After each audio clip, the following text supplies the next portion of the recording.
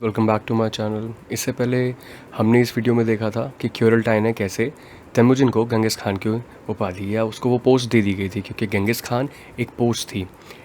इस पोस्ट को देने से पहले जो क्यूरल्टाइन ने दिया था, यानी कि मंगोल ट्राइब्स के जो चीफ्टेन्स थे, हमको ये पहले पढ़ना है कि how did he reorganize his military.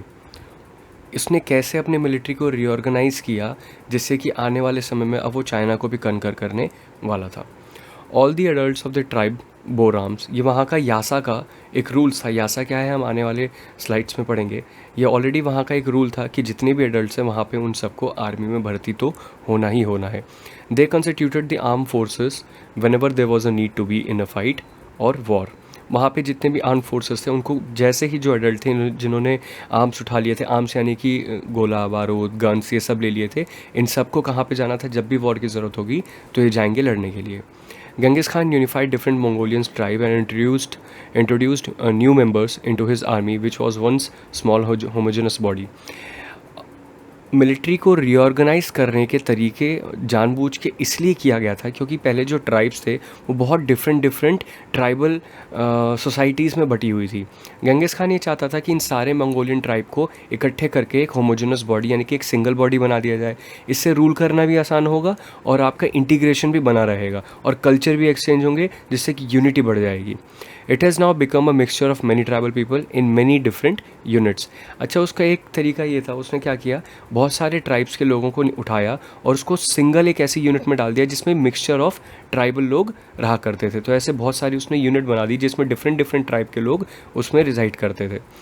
This newly made army included people like Turkic Uyghurs who had accepted Genghis Khan's authority willingly, और कुछ इसमें से ऐसे भी थे जो शुरुआत में हॉस्टाइल थे, जो कि बाद में जाके इन्होंने क्या किया, एक्सेप्ट कर लिया, जैसे कि Keraits, but later joined the tribe.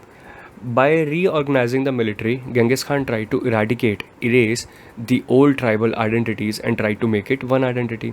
Simple सी चीज़, जैसे अभी मैंने बोला कि इन्होंने जितनी भी उनकी पुरानी आइडेंटिटी थी उनको मिटाने की कोशिश की और एक सिंगल आइडेंटिटी, जिसको पूरा मंगोलियंस की सिंगल आइडेंटिटी ट्रू आइडेंटिटी मानी जाएगी, under the leadership of Genghis Khan.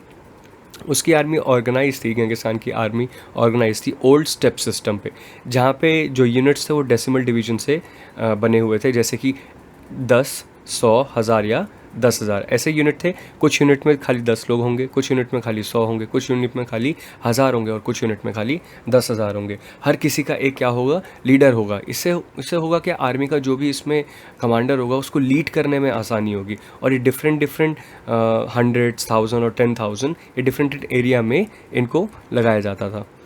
He divided the old tribal units and distributed their members into new military units.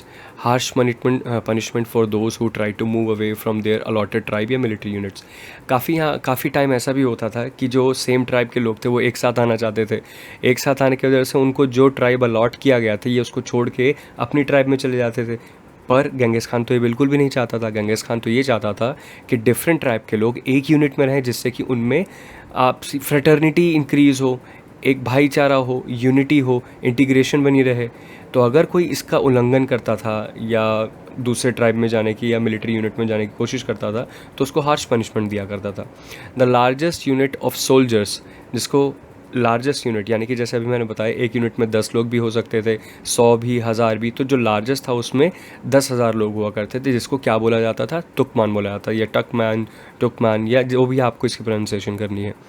Now comprise different people from different tribes into single military unit to integrate the Mongolian societies into one single tribe led by Genghis Khan. इसका main purpose यही था कि different Mongolian societies को और tribes को एक single tribe या single military unit में बना देना, जिसकी लीडरशिप कौन करेगा, गेंगिस खान।